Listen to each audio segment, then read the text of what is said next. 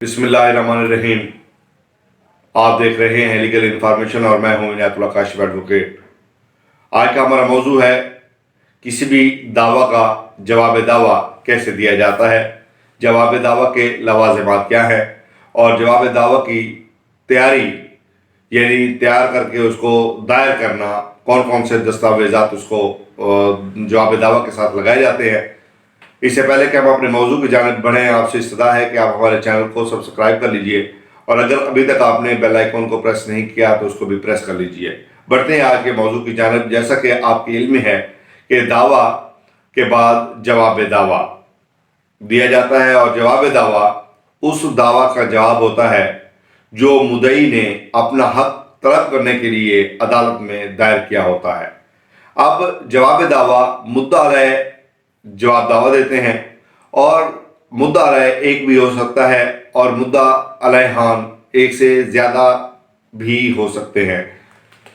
अब एक मुद्दा अलैह ने भी जवाब दावा देना होता है और एक से ज़ायद मुद्दा अलैहान ने भी जवाब दावा दाखिल करना होता है।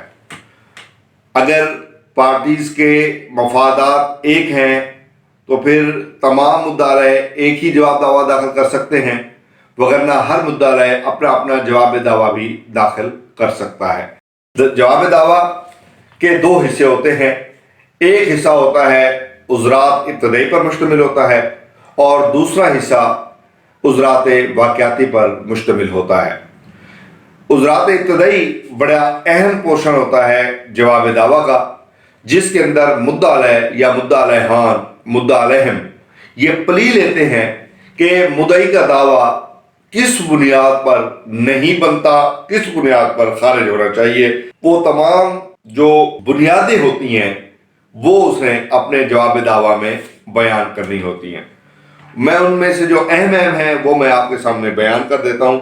एक तो सबसे पहली प्ली जो हम लेते हैं वो ये है कि कौलो फेल से मुद्दई जो है वो दावा हाजा नहीं ला सकता, ये दावा अपने कौलो फेल से मुतज़ाद है।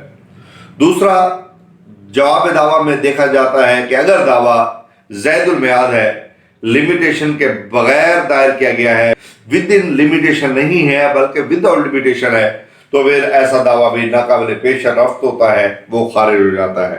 फिर जवाब दावा में बुनियादी चीज़ देखनी होती है कि क्या मुद्दई को जिस बिनाए दावा की बुनियाद पे, जिस काज ऑफ एक्शन की बुनियाद पे मुद्दई ने दावा दायर किया है, क्या मुद्दा अलैह को ये बताना होगा कि मुद्दई वो दावा काज ऑफ एक्शन उसको हासिल नहीं था, एक्रू नहीं हुआ था, इसलिए वो दावा जो है वो लाने से माने था, मुद्दई ने गलत दावा दायर किया है।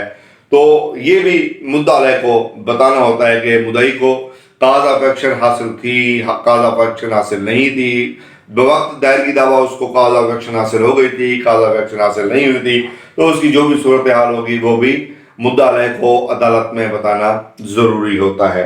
इसी तरह अगर 7-11 का इतलाक होता हो, दावा के साथ डॉक्यूमेंट्स दुरुस्त ना लगे हुए हों, दावा दायर ही ना हो सकता हो, या दावा रेस जुडिकाटा में खारिज हो गया हो लेकिन मुद्दई ने दावा फिर दायर कर दिया हो, जो भी 7-11 के ग्राउंड्स होंगे, इस पर एक अलग भी हम वीडियो बनाएंगे, 7-11 पर भी एक लेक्चर हम तैयार करेंगे।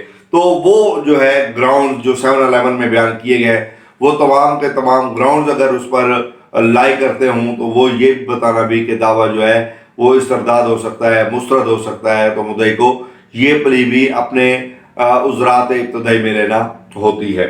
इसी तरह जो है अगर दावा नाकाबिल पेश रफ्त है, चल नहीं सकता किसी भी सूरत में, उसके अंदर टेक्निकल खराबियां हैं, टेक्निकली दावा नहीं चल सकता, तो ये भी बयान करना जरूरी होता है। दूसरा हिस्सा उज़रात वाक़याती पर मुश्तमिल होता है, जिसमें दावा की हर शिक का जवाब देना होता है कि अगर दावा का फिक्रा नंबर 1 जिसके अंदर वो अपनी रिहाइश के मुतल्लिक़ बताता है, अपनी सकूनत के मुतल्लिक़ मुद्दई बताता है, अगर सकूनत उसने दुरुस्त लिखी है तो जवाब दावा में यही आएगा कि इस हद तक हमारा इत्तफाक है।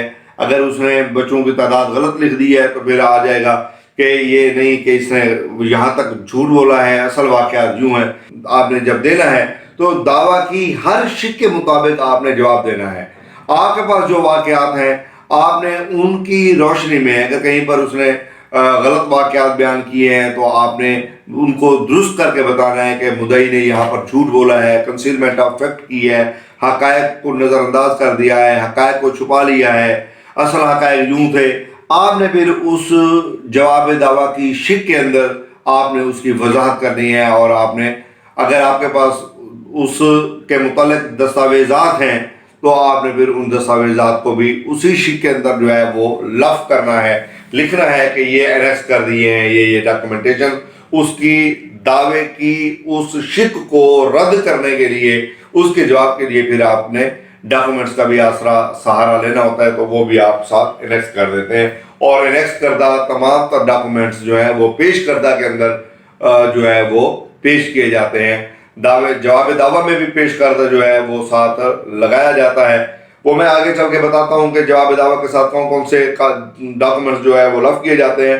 تو دعوے کی جواب دعویٰ اس وقت لکھا جاتا ہے جب آپ کو واقعات کا جو ہے وہ مکمل طور پر پتہ ہو۔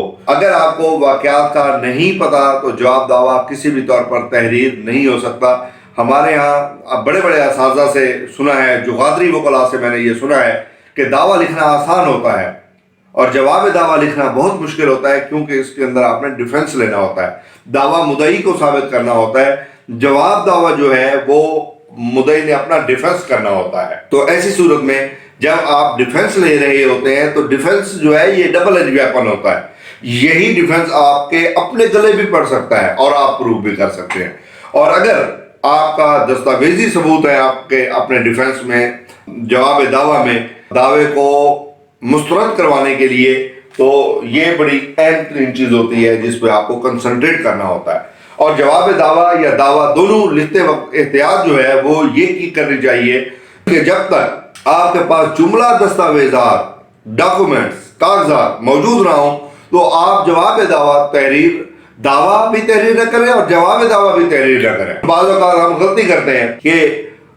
جلدی ہوتی ہے دعویٰ دائر کرنے میں، ڈاکومنٹس ہمارے پاس آدھے ادھورے ہوتے ہیں تو ہم دعویٰ دائر کر دیتے ہیں، پھر اس کا نتیجہ یہ ہوتا ہے کہ کچھ عرصے کے بعد وہ دعوے میں جب نقائص سامنے آتے ہیں تو دعویٰ خارج ہو سکتا ہے۔ اسی لیے جواب دعویٰ کی تیاری میں دعویٰ کے تمام مندرجات کو مد نظر رکھنے کے بعد، اپنے تمام تر دستاویزات کا جائزہ لینے کے بعد، ان کا تمام تر جو ہے وہ ریکارڈ اکٹھا کرنے کے بعد آپ جواب دعویٰ تحریر کریں۔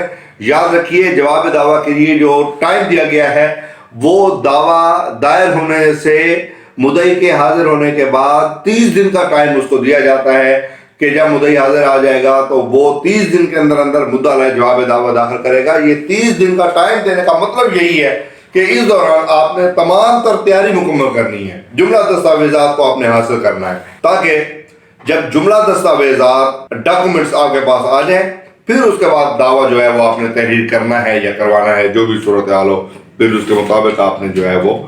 اب یہ ذہن میں رکھیے کہ جواب دعویٰ کے ساتھ جو ڈاکومنٹس جو ہے وہ لگائے جاتے ہیں وہ کون کون سے ہوتے ہیں۔ مدعا علیہ ایک ہے تو اس کی شناختی کارڈ کی کاپی لگے گی، اگر مدعا علیہ ایک سے زیادہ ہے تو زیادہ کی شناختی کارڈ کی کاپی ضرور لگے گی۔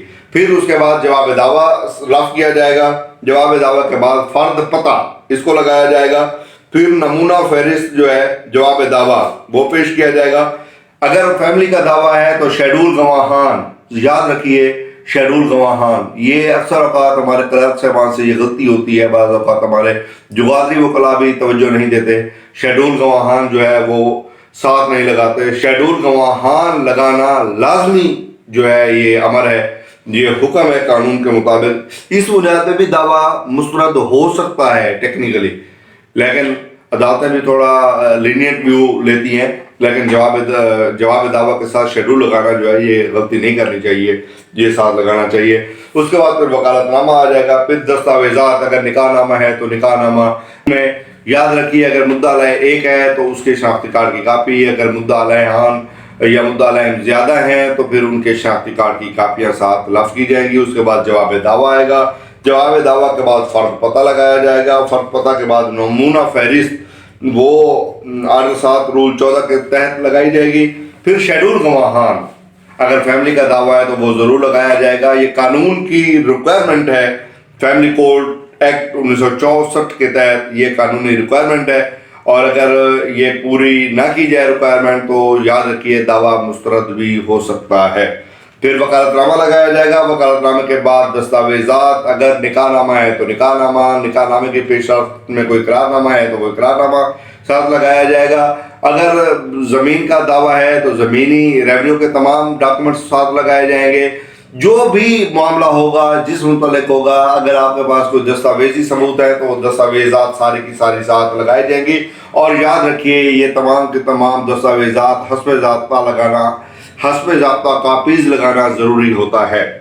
پھر وارثان کی فہرست جو ہے وہ اگر موجود ہے تو وہ بھی لگائی جائے گی، بلکہ ویسے تو یہ قانونی ریکوائرمنٹ ہے فہرست وارثان لگانا، تاکہ اگر کوئی جو ہے وہ فوت ہو جائے تو وارث کو فوری طور پر بلا لیا جائے اس کو۔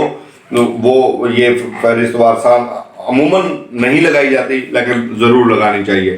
آپ کاغذات کی ترتیب ذرا سن لیجئے۔ سب سے پہلے تو آپ کو پتہ ہی ہے کہ فائل کور میں سارے ڈاکومنٹس دیے جاتے ہیں، پھر انڈیکس لگایا جاتا ہے، انڈیکس کے بعد سرٹیفکیٹ لگایا جاتا ہے، سرٹیفکیٹ کے بعد جیسے میں نے عرض کیا شناختی کارڈ کی فوٹو کاپی یا فوٹو کاپیز اگر زیادہ ہیں تو وہ لگائیں جائیں گے۔ پھر جواب دعویٰ جو ہے وہ آئے گا، اور اس کے بعد تو یہ سارے کے سارے فرد پتہ، یہ سارے دستاویزات جو ہے وہ لفظ کیے جائیں گے۔ اور جاتے جاتے ایک اور بات کہ جواب دعویٰ جو ہے یہ آرڈر 8 کے تحت تیار کیا جاتا ہے۔ سی پی سی کا آرڈر 8، سول پروسیجر کوڈ کا جو آرڈر 8 ہے اس کے تحت یہ جو ہے وہ تیار کیا جاتا ہے۔ تمام کی تمام جواب دعویٰ، اس کو ہم انگریزی میں ریٹن سٹیٹمنٹ بھی کہتے ہیں۔ جواب دعویٰ آنے کے بعد تنقیحات وضع کی جاتی ہیں۔ دعویٰ جب آ جاتا ہے، دعویٰ آنے کے بعد جواب دعویٰ جب آ جائے دونوں فریقین، اگر اس کے اندر سٹے اپلیکیشن ہوگی تو یاد رکھیے سٹے اپلیکیشن دعوے کے اندر، اس دعوے کے اندر اگر سٹے اپلیکیشن ہے تو اس کا بھی جواب دیا جائے گا، اور ساتھ آپ اپنے جواب درخواست کے ساتھ آپ بیان حلفی بھی لفظ کریں گے۔ اور بیان حلفی کے لفظ ہونے کے بعد آرگومنٹس ہوں گے اس درخواست پر، جو مدعی کی درخواست تھی حکم امتناعی کی، اس پر پھر بحث کی جائے گی۔ بحث ہونے کے بعد پھر جو ہے وہ اگر درخواست بنتی ہوگی حکم امتناعی کی تو وہ منظور ہو جائے گی، اگر درخواست نہیں بنتی ہوگی تو پھر وہ درخواست خارج بھی ہو سکتی ہے، ٹرن ڈاؤن بھی ہو سکتی ہے، تو وہ درخواست ریجیکٹ بھی ہو سکتی ہے، اس کی کوئی صورت بن سکتی ہے۔ اس کے بعد پھر دونوں فریقین بحث کے بعد تنقیحات وضع کی جاتی ہیں، ایشو فریم کیے جاتے ہیں۔ مدعی کے دعویٰ اور مدعا علیہ کے جواب دعویٰ کی روشنی میں پھر عدالت جو ہے وہ ایشو فریم کرتی ہے۔ ایشوز میں وہ تمام کلیم جو تنازعات ہوتے ہیں ان کی ایک فہرست بنائی جاتی ہے کہ کون کون سا دعویٰ، مدعی کا دعویٰ کیا ہے اور مدعا علیہ اس پر کیا کہتا ہے۔ پھر ان ایشوز کی روشنی میں جو ہے وہ پھر شہادت لائی جاتی ہے۔ شہادت پہلے مدعی کی آتی ہے اور پھر اس کے بعد مدعا علیہ کی شہادت آتی ہے۔ یہ پروسیس جو ہے مکمل کیا جاتا ہے، آگے بڑھتا ہے اور پروسیڈ کیا جاتا ہے۔ تو امید ہے آج کا موضوع آپ کو پسند آیا ہوگا۔ اگر ابھی تک آپ نے ہماری ویڈیو کو لائک نہیں کیا تو لائک کر لیجئے، اور اگر آپ نے ہمارے چینل کو سبسکرائب نہیں کیا تو سبسکرائب ضرور کر لیجئے، تاکہ آپ بھی علمی کام میں معاون ثابت ہو سکیں۔ آپ کا بہت شکریہ۔